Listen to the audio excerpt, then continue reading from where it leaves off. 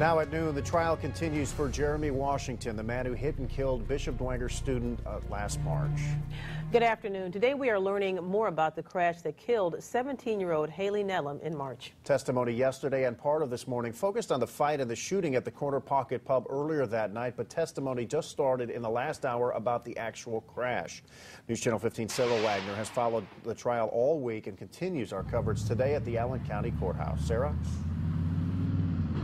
It started out as a relatively calm morning in the courtroom compared to yesterday, but things have quickly turned emotional in about the last hour or so.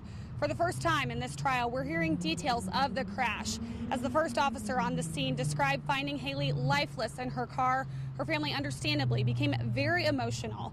As the prosecutor interviewed the first officer on the scene, he also passed around a picture to the jury. It showed Haley stuck in her car at the crash scene. Each jury member took their time examining the picture, and you could tell it upset a lot of them.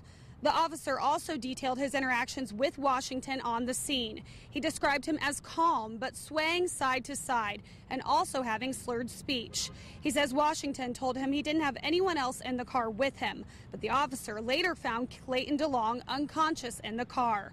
When medics responded, they took Clayton to the hospital. That's also when they had to officially pronounce Haley dead. That same officer also found a gun in Washington's car. The prosecution showed that same gun to the jury today as well. Throughout the testimony and the rest of the morning, Washington didn't show any emotion, but seemed very attentive to every testimony given.